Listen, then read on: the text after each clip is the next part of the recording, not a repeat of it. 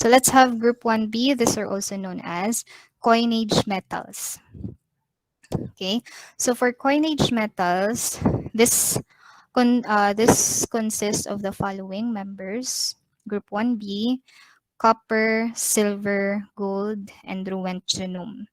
Okay, as you can observe, these metals are actually found in the middle portion of the periodic table. Okay, if this is the periodic table, makikita sila dito. Okay, itong part na to sa transition. Okay, parte sila ng transition metals, yung nasa middle portion ng periodic table. With regards to ruthenium, yes, do you have question? With regards, yes. Ay, okay. I'm sorry. Nag-share screen Monday ko, no? I'm sorry for that. Yeah, eto. Okay. So I repeat, for coinage metal, the elements under this are considered transition metals. Okay, so transition metals. With regards to ruthenium, this is not considered coinage, okay, coinage metal, but this is part of group 1B. So I repeat, under group 1B, okay, hindi coinage metal si ruthenium. Kasi yung ruthenium, that is a synthetic metal that is artificially made. Okay, artificially made yan, yung ruthenium. So hindi tayo study ng compounds, okay, with ruthenium. Okay, kasi walang pharmaceutical importance yung ruthenium. And again, this is synthetic, artificially made. Okay, so we will just focus on the following coinage metals: copper, silver, tsaka gold. Ito lang po yung coinage metal, tatlo. Okay, so let's have first the properties of coinage metal in general. Okay, please take note. Coinage metal, bakit sila tinawag na coinage metal? It is because these metals, they were used before during ancient times as mode of currency. Okay, they are used in making coins before. Kaya nga 'di ba, yung coins before sa ancient times made up of copper, yung coins. Yung iba nga may times nga gold yung pinagbarter no as coins. No? Pero yung dominating talaga na coins is made up of copper before. No? Pero ngayon, 'di ba, made up of nickel and other metals na. Hindi na gold. Okay?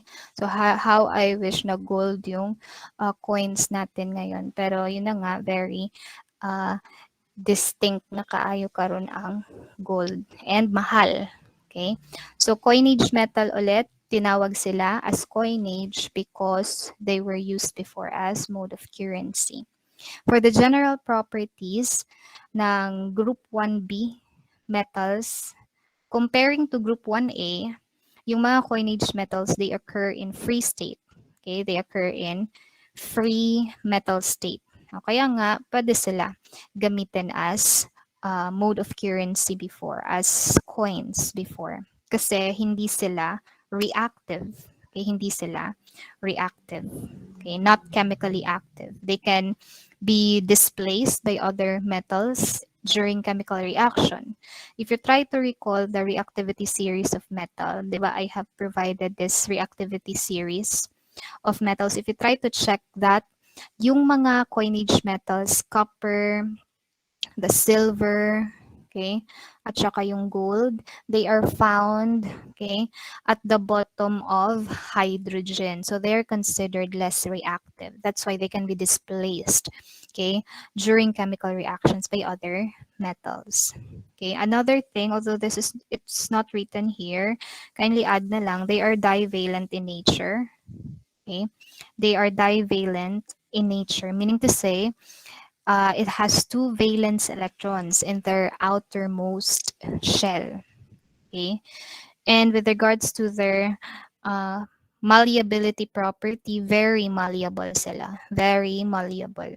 Okay, meaning to say, they can be hammered, they can be flattened into thin sheets. O kaya nga, before, ginamit sila as mode of currency. ginamit sila as coins in making coins kasi malleable yung characteristic ng metal. Okay? Under Group 1B, particularly the coinage metals. Okay, so generally, these are the properties, chemical properties of coinage metals. Okay, so let's have the individual properties of each metals under this group, starting with copper. Okay, so with copper, take note, it comes from the Latin word cuprum. Cuprum, kaya meron siyang symbol na Cu, capital C, then U. It's because of its Latin term. Then copper metal, this is characterized as reddish in color. It is reddish in color. And when it comes to the order of malleability, okay, among coinage metals, it is the third most malleable metal. Okay, third most malleable, and then third best metal conductor of electricity. Ibig sabihin ng metal conductor of electricity, ibig sabihin it has the ability to allow the flow of electric current. Okay, pwedeng in one or more directions, okay, on that metal. Okay, so conductor siya ng electricity. Then, another importance of copper. I'm sorry. Ano yun? Okay. And another importance of copper is that it is a component of hemocyanin. Okay, please take note. Component po siya ng hemocyanin. Hemocyanin, that is a respiratory pigment. Okay, respiratory pigment. Kung baga, kung sa human being, yung respiratory protein natin, okay, that carries oxygen is hemoglobin. Okay, yung hemocyanin naman, ito yung a respiratory pigment or respiratory protein that transports oxygen, that carries oxygen sa mga invertebrate animals. Pag sinabing invertebrate animals, yung no spinal cord, di ba? Halimbawa ito ng invertebrate animals, yung mga walang spinal cord, no spinal cord. So halimbawa nga, itong mollusks, mga arthropods, okay, yung lobster, shrimps, okay, crabs, ayan. Yan yung mga halimbawa ng invertebrate animals, yung walang spinal but with a very soft body and meron silang hard shell covered to their soft bodies. Ito yung mga halimbawa. Now, yung oxygen carrier nila, okay, yung respiratory protein ng mga invertebrate animals is what we call hemocyanin. And that hemocyanin is a copper-containing protein. Okay, it contains copper containing siya. Okay? O ano yung sabi ko sa kulay ng copper, particularly cuprous? I have mentioned earlier the color of copper. Ano yung kulay ng copper 2+? Diba? Okay, very good. Sabi ko kanina, diba, it's kulay blue. So the copper that is found in hemocyanin, that is the reason or that gives the blood of these animals a blue color. Okay, blue color. Kaya kulay blue yung blood ng mga ganitong animals. It's because of the copper ion present in their hemocyanin, present sa dugo nila, sa oxygen carrier, okay, ng dugo nila. Sa atin, it's color red because it's not copper yung present sa hemoglobin natin. Wala tayong hemocyanin ha. Ang atin sa humans is hemoglobin. I know you're familiar with hemoglobin. And yung present na ion sa hemoglobin kung saan naka-attach yung oxygen, it's the iron. Okay, iron. Okay, kaya nga 'di ba kapag mababa yung iron sa katawan natin, may anemia tayo, luspad kay kulang ang iron kung saan dumidikit yung oxygen, yan yung nagbibigay pula sa dugo. Okay, kung mababa yung iron, less pula yung pamanit nato, di ba? So, yan yung sa case naman natin. Okay? So, iron naman yung nasaan. For copper, component din ito ng enzyme nga cytochrome oxidase. Itong enzyme naman ito catalyzes redox reaction. Okay, it catalyzes redox reaction. And then may nakalagay dito, essential yung copper as trace element. Yes, important din naman yung copper sa body natin, sa human beings, but as trace element. When you say trace, ibig sabihin, yung element na to, nutritionally important siya, nutritionally essential siya for our body functioning, but in small amount, in traces only. Diba? Kasi naming trace in small amount, in traces only. Okay? Kasi kapag too much na with that certain element na dapat traces lang dapat sila present in the body, that will cause poisoning.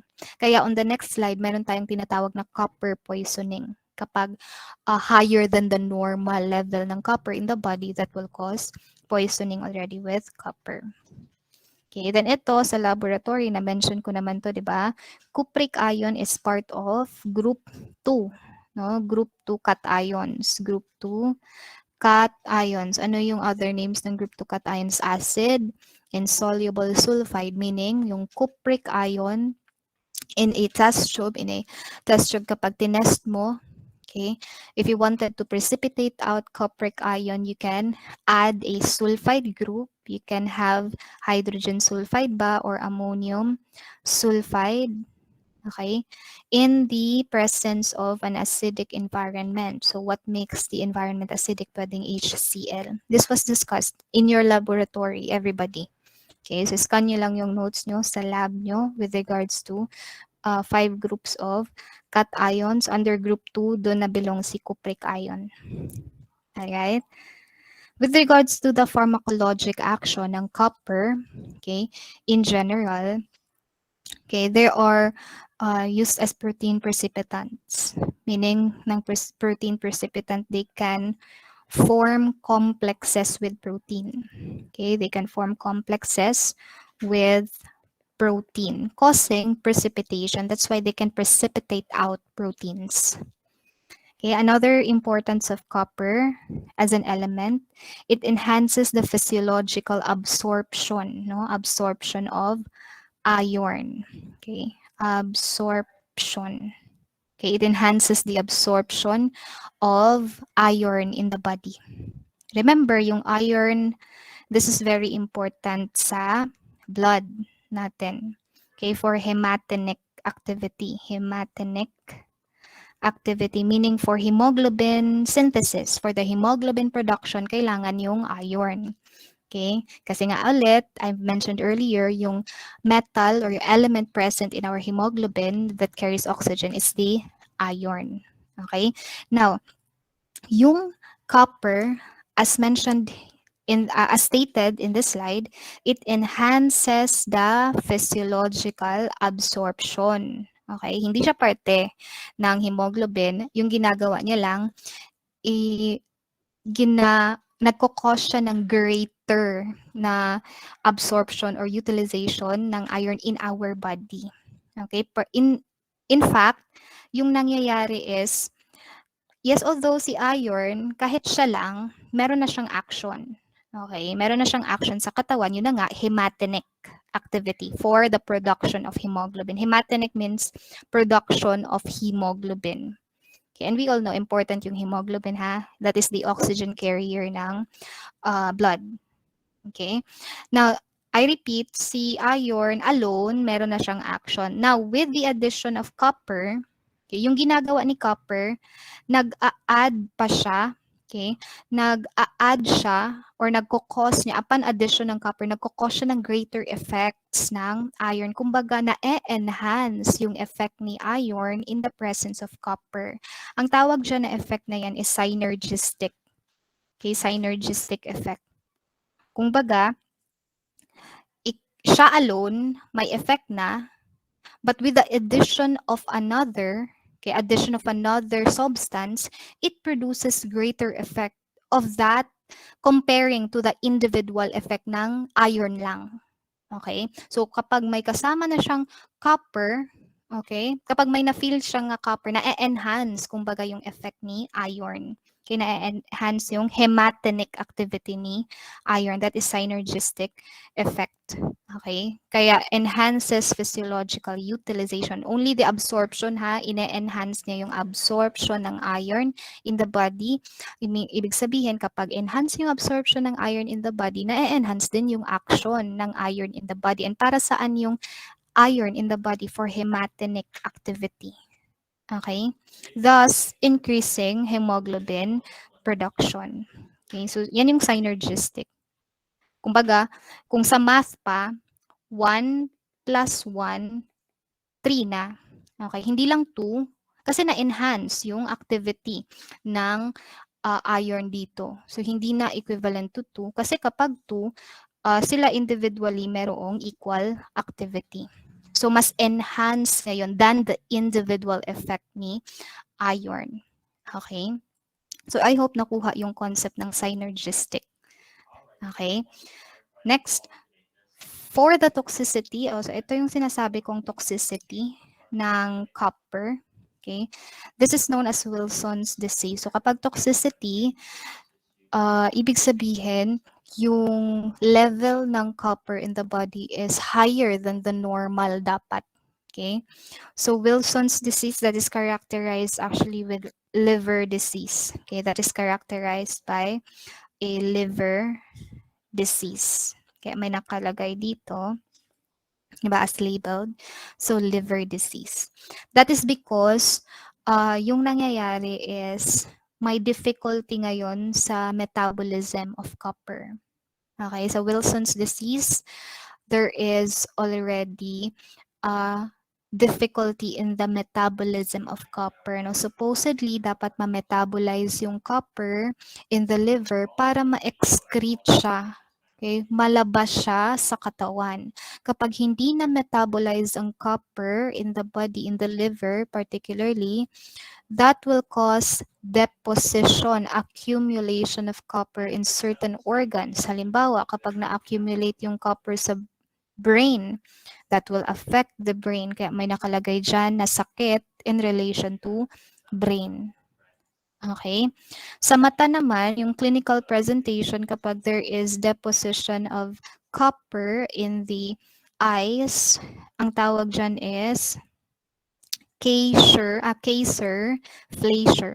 Okay, so just take note of the term. Ayan. O, ayaw mabura. So, Kaiser Fleischer. Nababasa naman, no? So, ang nangyayari dyan is that nagkakaroon ng darker ring. O, ito. Itong part na to, being labeled. Nagkakaroon ng darker ring, okay, which appear to encircle the iris of the eyes. So, yan yung nangyayari sa Kaiser Fleischer. So, underlying problem ulit, may deposition, accumulation of copper dyan. Ano yung pinaka-root nga problem? Hindi na metabolize yung copper sa liver.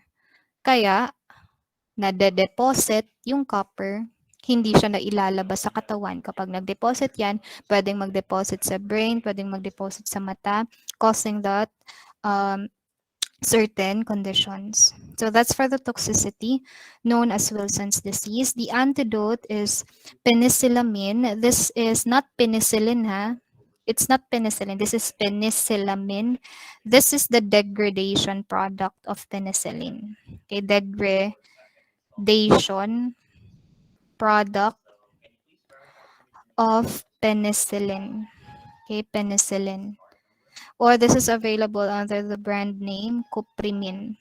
Cuprimin. Brand name Cuprimin, or with letter E or without letter E.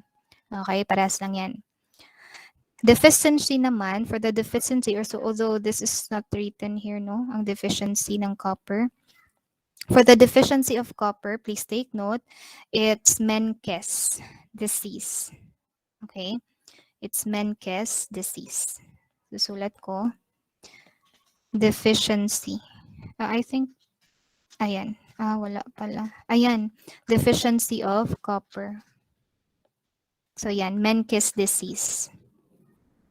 Okay, so kapag deficiency naman, mababa yung copper ion sa katawan. Okay? Lower than the normal. Okay, so deficiency naman yan ang tawag dyan, Menkes disease, or this is also known as kinky hairs disease. Kinky hairs disease. Kaya kung titingnan nyo yung bata, di ba, very kinky yung uh, texture ng hair niya, hair strand, kinky, curly, curly, kinky hair. Aside from that, other clinical manifestation observed to a patient with Menkes disease is nakakaroon ng growth failure, and affected din yung nervous system. Kaya may nervous system deterioration. Okay, deterioration. Okay, so that's for deficiency of copper.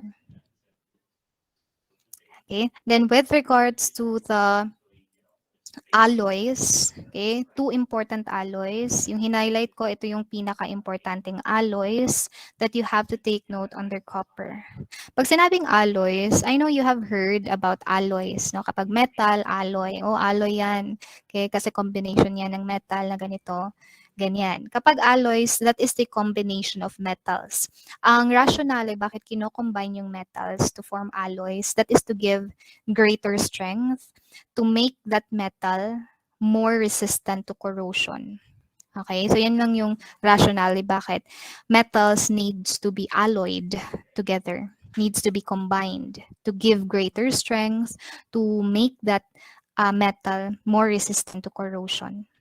So please take note of the following alloys of copper, brass, and bronze. So kapag brass, combination of copper with zinc. Kapag combination of copper with tin, it's bronze. So how do I memorize this para madali ko lang siya matandaan nga kapag with zinc, brass, with tin, bronze. So I read brass as brass with letter Z. So pa-Z ending yung pag-read ko sa brass kasi double S, 'di ba?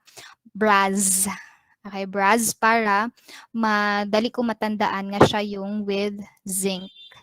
Kapag naman bronze, although siya yung may letter Z, pero isa lang yung letter Z. But when you try to pronounce bronze, it's somehow letters S lang, 'di ba? Yung mapopronounce mo. So, when I read bronze, medyo pabebe. Okay, bronze. Okay, with letter S. Okay, so ayan. So that is how I memorize this para di ko makalimutan. Bronze. Bronze with tin. Siya naman yung with tin. And di ba tin is SN. Okay, so brass, siya yung with zinc. Bronze, letter S, tin. Ito, you can just memorize this. Also, de Vardas alloy. Ito naman, merong aluminum. Yung brass, merong aluminum. So, copper, zinc, and aluminum. De Vardas alloy. So, those are the importance, okay, for the properties, chemical properties, okay, at saka importance ng copper. Okay. Now, let us proceed to the compounds of copper. Okay, so let's start with cupric sulfate. Okay, for cupric sulfate, I have mentioned this earlier. Cupric sulfate, this is also known as blue vitriol, blue stone. So it has something to do with the characteristic color.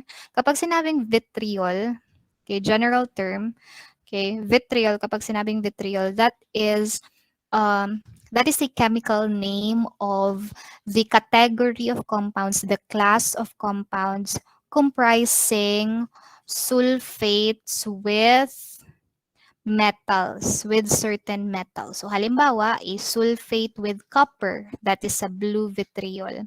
Kasi yung copper ion is kulay blue. Okay? Meron din tayong tinatawag na zinc sulfate. So sulfate with the metal zinc, ang tawag naman dyan is white vitriol. So kumbaga, it is named based on the characteristic color of that metal. Kulay white kasi yung zinc. I have mentioned this. Most of the compounds of zinc, white in color. Meron din tayong cobalt sulfate. Okay, cobalt sulfate. So yung cobalt sulfate naman is red. Okay, this is a red vitriol. Okay, red vitriol. And then for iron sulfate, this is green vitriol. So please take note of this vitriols. Okay? And then kapag vitriol, oil of vitriol, that is the other name of sulfate lang. Particularly the acid form of sulfate, sulfuric acid. Kasi vitriol lang. Okay? So kapag may kulay na yan, may kulay, may presence of metal na yan. Okay, pag may kulay na halimbawa blue, may copper na yung sulfate, white, may zinc, red, may cobalt, green, may iron. Okay, so these are the other names. Okay, now for copper, balik tayo kay copper. I have mentioned this already. Cupric sulfate is used in the preparation of Benedict solution, in Felling solution, in Haynes solution. Para saan ulit itong mga preparation na to? To detect presence of what type of sugar? To detect presence of, under qualitative tests ng carbohydrates, they detect presence of, I have mentioned this, presence of, I forgot na ma'am. Very good. Simple sugar. Reducing sugar. I have mentioned, diba, earlier, reducing sugar. Okay, they detect presence of reducing sugar.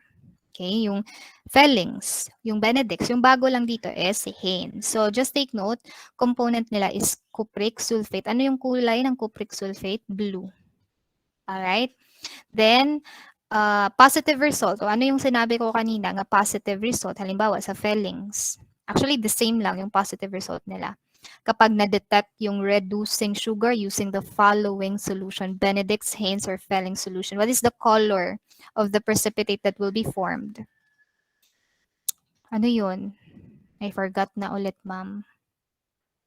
Very good. It's brick red. Diba? I have mentioned earlier, brick red precipitate. Ibig sabihin, indicator ito na na-reduce si cupric into cuprous. Naging Cu+. Okay?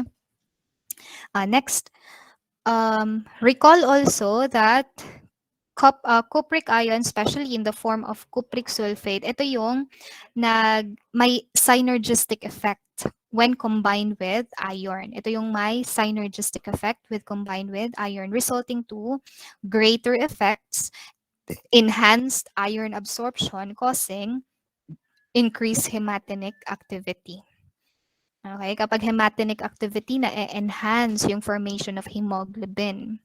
Okay, kasi important yung iron sa formation ng hemoglobin kasi sa iron dumidikit yung oxygen. Okay, and generally, hemoglobin is the carrier of the oxygen in the blood. Okay, next, cupric sulfate is an antidote for phosphorus poisoning. Okay, particularly, we have different forms of phosphorus, but the one form of phosphorus that causes poisoning is the yellow or the white. Okay, the yellow or the white phosphorus, yan yung sobrang toxic. Okay, yellow or white phosphorus. Wherein, component ito ng fireworks, component ng rat poison, yan. Okay, and a manifestation of a patient, okay, poisoned with phosphorus, manifestation, okay, of a patient poisoned with phosphorus, nagkakaroon ng garlic odor breath. Garlic odor breath, and also presence of a luminous vomitus. Presence of luminous vomitus. Kung saan yung vomit niya, yung mismong suka niya, it appears luminous. Luminous, kumbaga shining yung suka niya in the dark. Okay? Kumbaga kapag in-off mo yung light, then titingnan mo yung suka niya, luminous yung characteristic. Okay, it's because of the white-yellow phosphorus. Okay? So yan, yung characteristic kasi ng phosphorus na ito, it gives off fluorescence color. Okay, yung mismong phosphorus na white phosphorus or also known as yellow phosphorus. Okay? Then bakit pwede as antidote si cupric sulfate? Okay, for phosphorus poisoning. Para, it is because of this effect.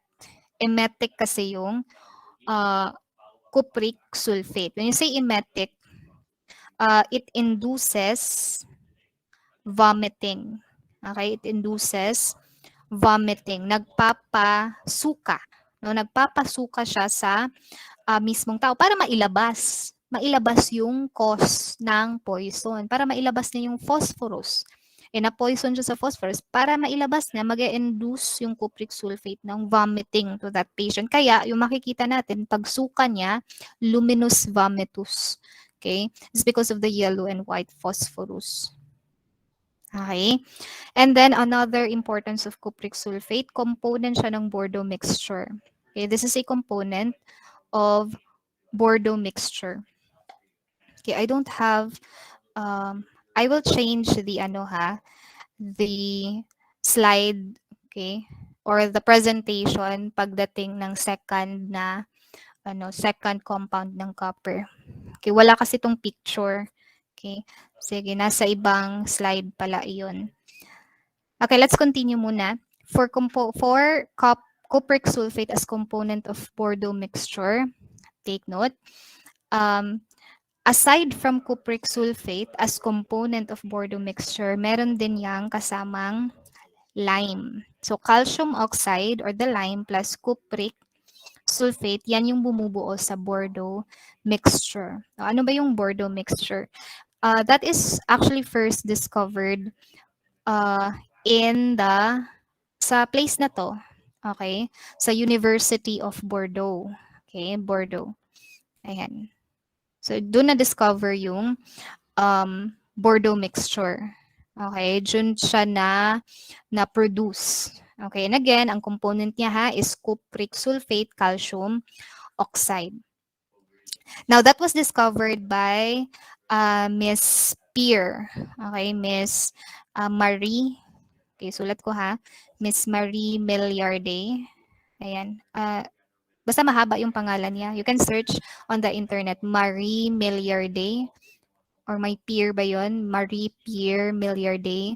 Siya yung nag-discover okay, ng Bordeaux mixture. Okay, kasi she's actually a botanist sa mismong paaralan na yun. Okay, sa University of Bordeaux. Now, this was actually formulated by Miss Milliarde. It is because of the infestations, nagkaroon ng infestation of mildew, okay, may mildew infestation. I don't know if you're familiar with this. Mga fungi to, aphids na nagko-cause, no, na or nag-a-affect, okay, nag-infest sa mga tanim. Okay, aphids, mildew. Paano ba yung spelling ng mildew? Double D man ata. Okay, mild Jew. Basta ako yung nagsusulat sa slide. Okay? Di ako masyado marunong sa spelling. Okay? So, mild Jew. Basta, yan na yun. Okay? Basta mga nag-e-infest sa mga plants. So, there was a time no, na nagkaroon ng infestation of aphids sa vineyard ng France. Okay? Sa vineyard ng France, sa vines. Di ba ang France, that is known to have the most beautiful na mga vineyard, mga vines ba, mga vineyard destination. Ang France that is known to that destination, tourists, mga vineyard. So naatoy time, that was 1990s, no, nga may infestation sa vineyard. So ang ginawa ni Miss Milliarde as a botanist, syempre very enthusiast kay siya when it comes to plants. Okay, so gumawa siya ng mixture, okay, anti-fungi, okay, to against this one, okay, against this, okay, mga infestation, mga fungi.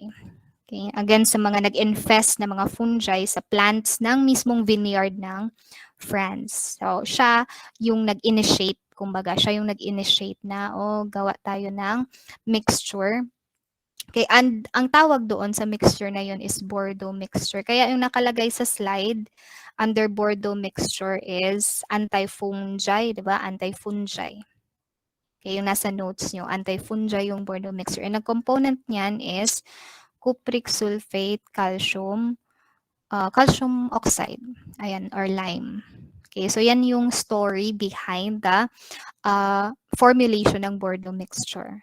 Okay, dahil lang po dito na-infest yung mga plants sa vineyard ng France, so nag-initiate siya ng isang antifungal na preparation. So, ayan. Okay, Bordeaux Mixture, that is an antifungal. Okay, so let me transfer to the other presentation na merong photos. Ayan. I think this is the one.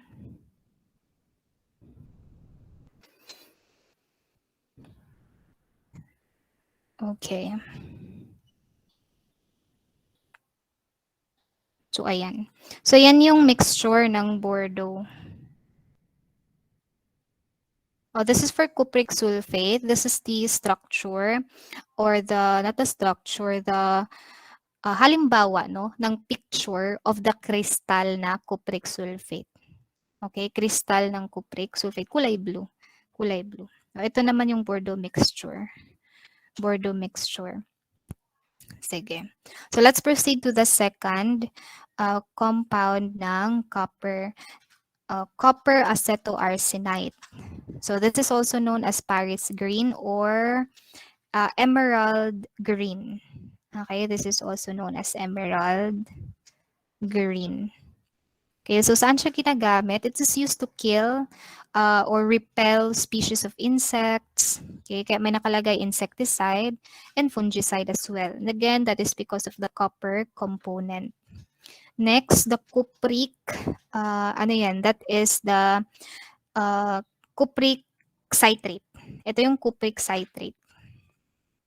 Cupric citrate. Ito naman, at 8% concentration, meron siyang astringent property. Astringent property at 8% concentration. Okay? And then we have the Scheele's green. Yan yung Scheele's green, the cupric hydrogen arsenite. Related lang din siya sa Paris green. Okay, relate niyo lang siya sa Paris green. The same lang po sila ng use.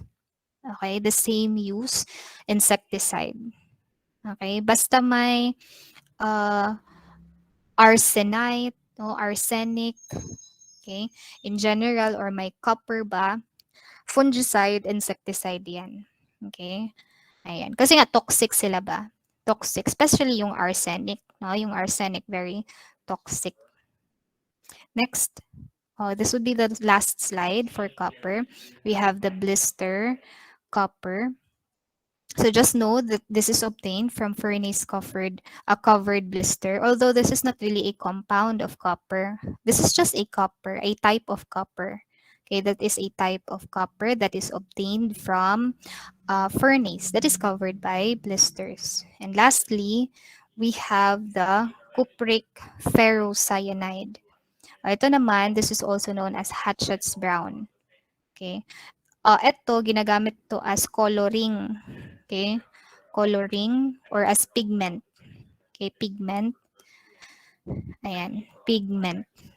So, ginagamit siya for paints. Ayan, paints component siya used sa paints. Okay, pigment dyes. So, konti lang no, yung compounds ng copper. Yung pinaka-importante dito is yung cupric sulfate. Cupric sulfate. Okay? Sige, we still have time. Sige, let's continue. Silver. Okay, so silver naman, this comes from the Latin word argentum. Argentum, kaya meron siyang symbol na AG. Okay. Argentum, ibig sabihin shining. Yan yung ibig sabihin ng argentum. Shining, bright. Kaya 'di ba kapag nakakita kayo ng silver jewelries or silver made na mga material, yung characteristic niya bright, shining. Okay, so characteristic yan ng silver. Okay?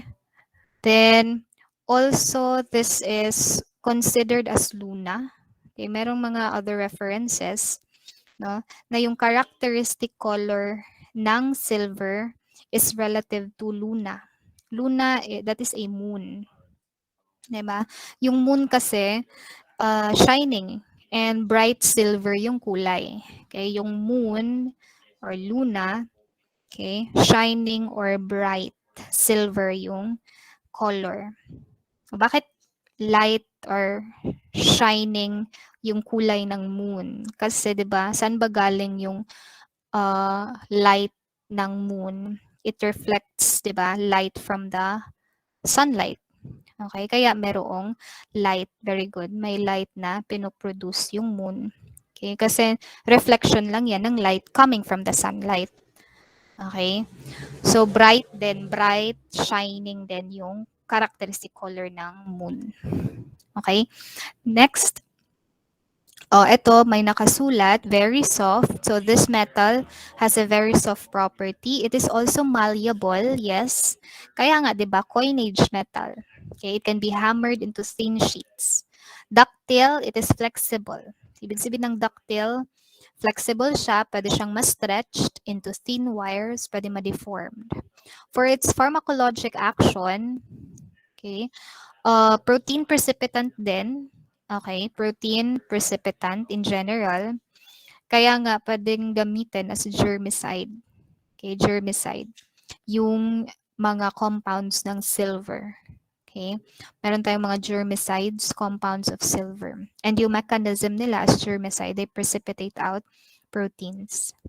And it has oligodynamic action. When we say oligodynamic action, it has the ability to prevent growth of microorganism even at low concentration.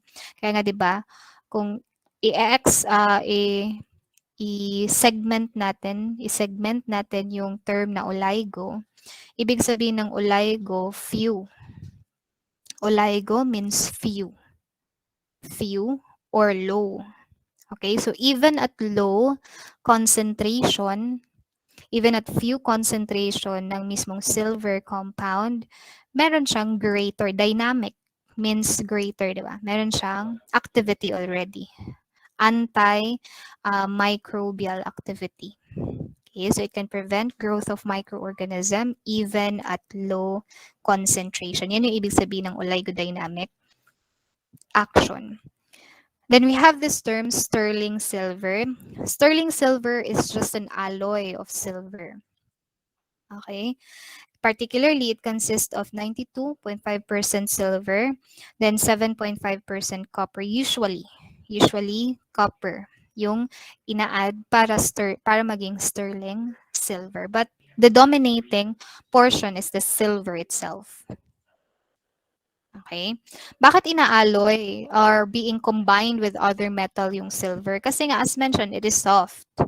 Okay, it is so soft. So it must be alloyed with a base metal. So halimbawa, very common, very usual is the copper. And again, alloy is formed to provide strength, to provide greater resistance from corrosion. Okay, for the toxicity of silver, it is known as argyria. Argyria. Um, This is a condition caused by excessive exposure to a chemical compound of the element silver. Okay, or na-expose ka sa silver dust. Okay, due to exposure to silver dust. Okay, so that is the cause of argyria. And most common manifestation by a person with silver poisoning is the staining manifestation kasi silver has a staining effect. Okay, meron siyang staining effect. Specifically yung silver nitrate. Okay? Example, yung silver nitrate. Okay, meron yang staining effect. Wherein yung skin mo, once na-expose ka with this silver nitrate, yung skin mo will turn purple or purple grain hanggang blue coloration.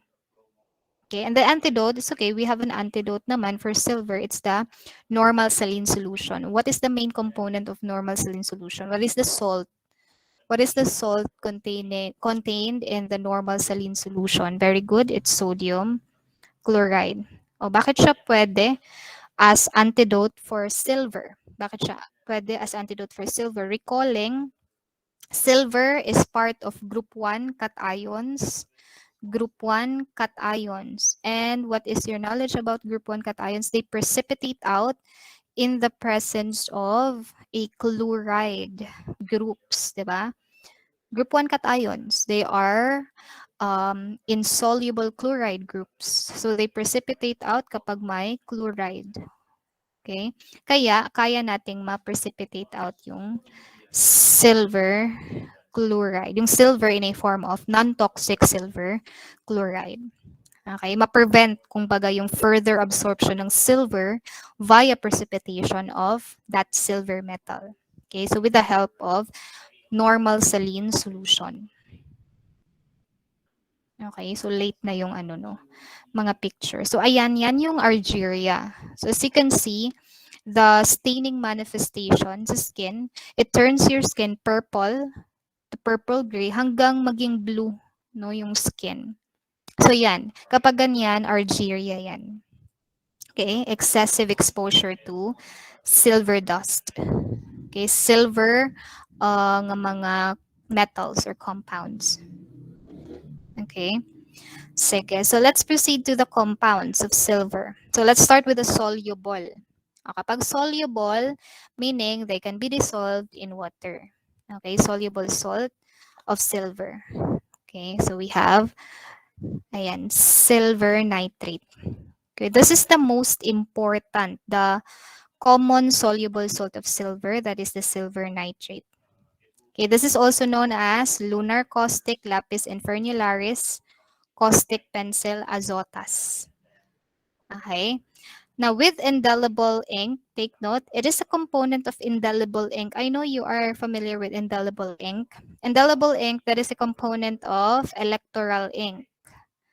Diba? Ibig sabihin, component siya ng electoral ink.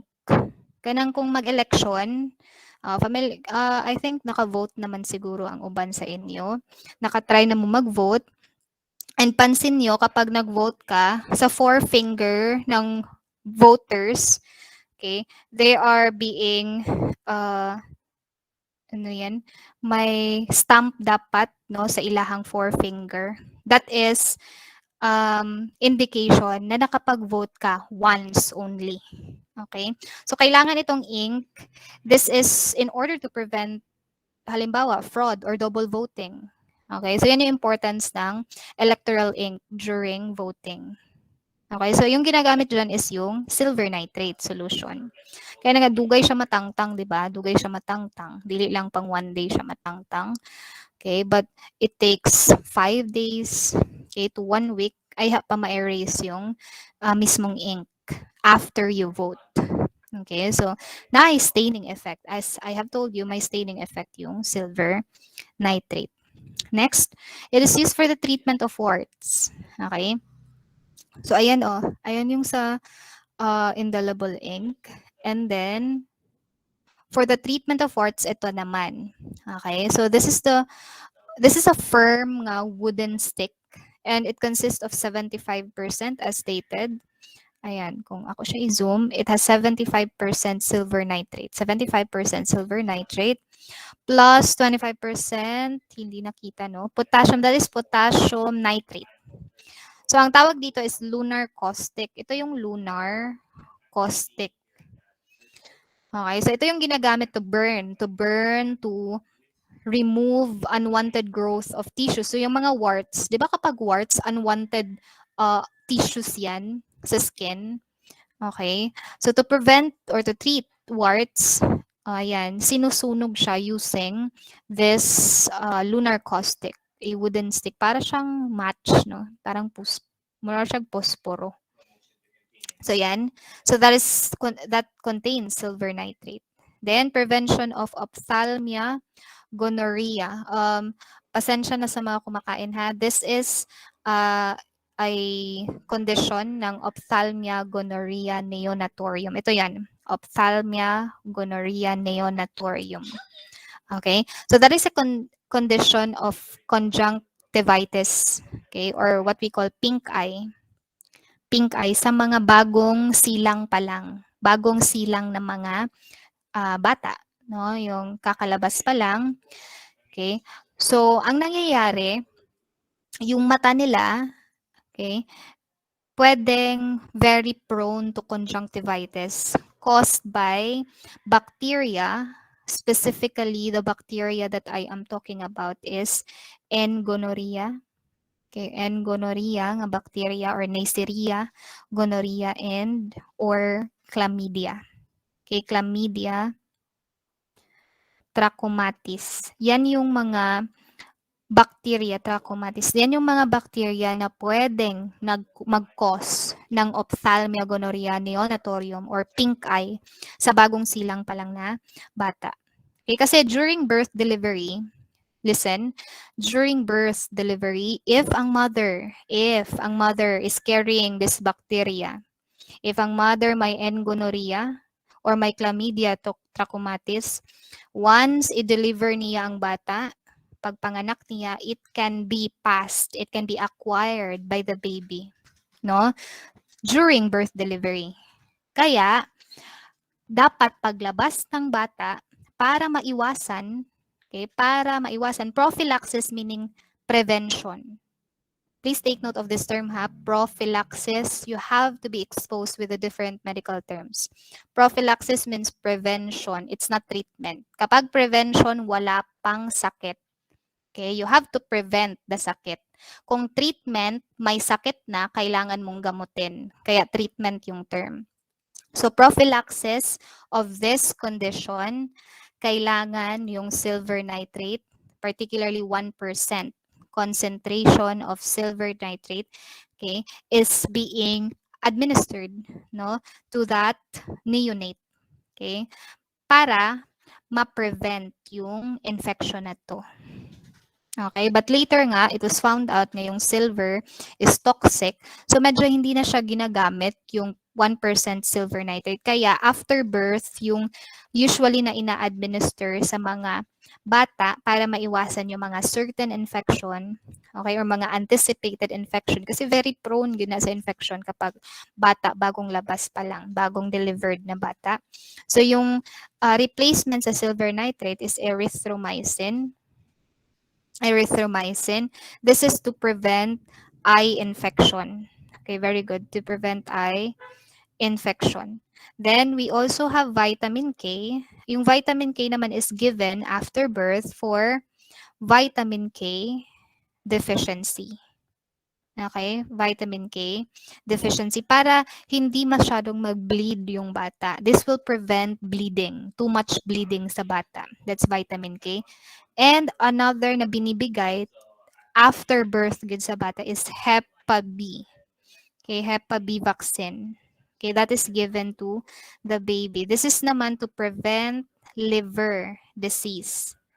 Okay, liver disease. Kasi nga hindi pa functioning, no, yung liver ng bata. Hindi pa functioning yung liver ng bata. Kaya bigyan niya ng Hepa B vaccine to prevent any anticipated liver diseases.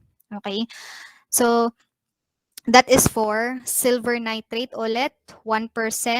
Meron siyang activity for the prevention of ophthalmia, gonorrhea, neonatorium. Okay? Next. Tapusin ko lang yung sa silver. Toughened silver nitrate or lunar caustic. Ito yung lunar caustic. Okay? Or lunar caustic. Ito naman, combination ito ng silver nitrate and potassium nitrate. Okay? So, ito yung removal of warts. Ito yung pinakita kanina na product, yung parang posporo. Ito yun, toughened silver nitrate. This is used for removal of warts. Next. Ito yung kanina, di ba? Pasensya ulit sa baka kumakain. Pasintabi. Third, ammoniacal silver nitrate. This is also known as house solution. Okay? Ammoniacal silver nitrate. House solution. Please take note of the other names of all the compounds. Important naman ito, okay, as component of Tollens reagent.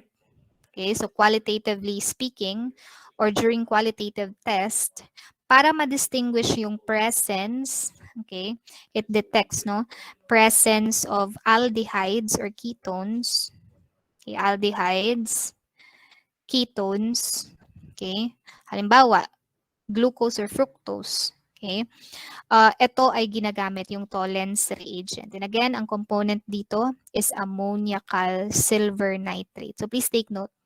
Para saan si Tollens reagent? It detects presence of aldehydes and ketones. The positive result, kapag na-detect niya aldehydes and ketones, it's formation of the silver mirror. Okay?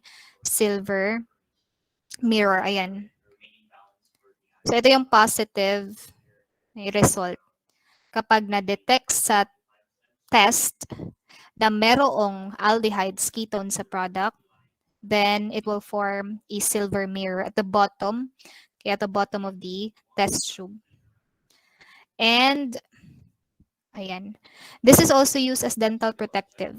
Okay, so ayan, kapag ganun yan, pwede gamitan ng ammoniacal silver nitrates. Kasi meron tayong uh, compound, ito nga, yung compound ng silver na to, it is used for the treatment of dental caries. Yung mga itim na, yung may mga itim na sa ngipin, okay?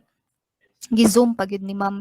Okay? So, ayan. So, pwede gamitan ng ammoniacal silver nitrate. Okay? So, yan yung house solution. Yung house solution specifically is for dental protective. Okay? Dental protective. Sige. Next.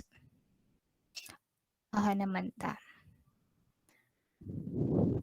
Okay, for this, for the insoluble naman, insoluble salts of silver, okay, we have silver iodide. Okay, insoluble ha, hindi sila soluble in water. So we have silver iodide. Take note, ito yung germicide, meaning ito yung may antiseptic property na silver compound. And then lastly, we have silver proteinate. Silver proteinate. Ito naman, these are group of compounds that are characterized as colloidal combination of a silver and a protein. Kaya nga silver proteinates. So generally, they are classified as mild, okay, or strong based on their germicidal or irritant properties. Okay, so nagdedepende yung properties nila based on the amount of the ionizable silver present. So just take note of this and para saan sila. Okay? So basahin nyo, then be familiar. Kapag argyrol, mild silver protein, ito yung antiseptic for the eyes. ENT means eyes, nose, throat. Okay? ENT, eyes, nose, throat. General germicide dito is the color gold. Okay? Sige. So, ayan. Sige, tapusin na natin yung gold para matapos na. Then we will not meet later this afternoon. Okay, gold. This is also known as aurum. Okay, this comes from the Latin word aurum. Kaya yung symbol is AU. Okay, AU. So, aurum means shining dawn. Shining dawn. Okay? Kaya nga 'di ba pag madaling araw, parang golden yung feature sa langit. Okay, golden. King of all metals. King of all metals. Then this is the metal that is most resistant, no, sa corrosion.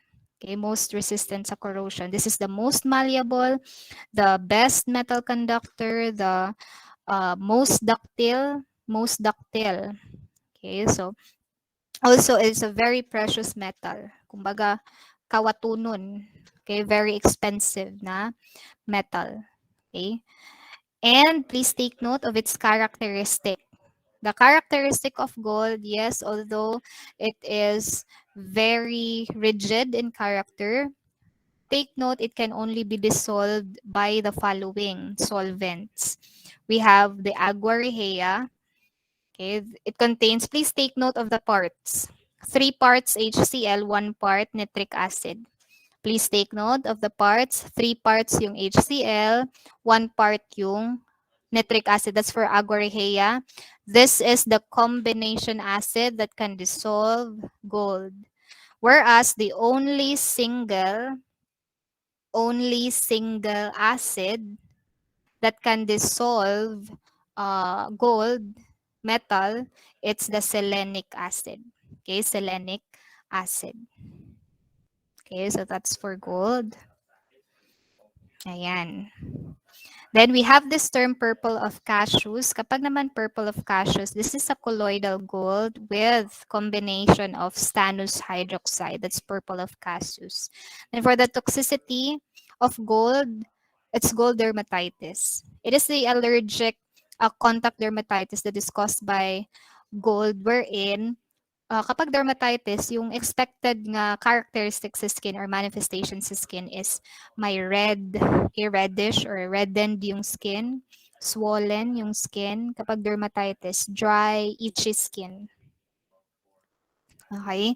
So, gold dermatitis kapag na-expose. Merong mga allergy no, sa gold. Okay? Meron din namang allergy sa mga fake. Okay? Yung mga nickel. Fake na mga jewelries. Okay, then antidote for gold, since gold is a heavy metal, so kailangan natin ng chelating agent. Okay, so this is a chelating agent, dimercaprol. Okay, so please take note, chelating agent. It will form complex with a heavy metal gold. So hindi lang naman gold yung pinanggagamitan ng dimercaprol or the British anti-Lewisite metal. British anti-Lewisite metal. Okay, so this dimercaprol can also be used in treating other heavy metals like arsenic poisoning, mercury poisoning, lead poisoning. Okay, so pwede siya for this heavy metals kasi nga meron siyang chelating agent. It forms complex with the heavy metal, preventing the further absorption of this metal. So ito yung halimbawa ng gold dermatitis. So as you can see, no, gold na nga yan, pero allergy siya ng gold. Okay, so ito yung dimercaprol solution. Then this would be the last slide ng gold. Okay, so compounds of gold.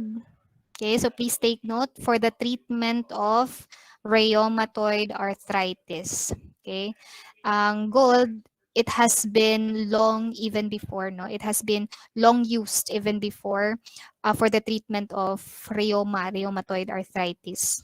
Okay, so we have aura thioglucose, gold sodium thiomalate, aranophen.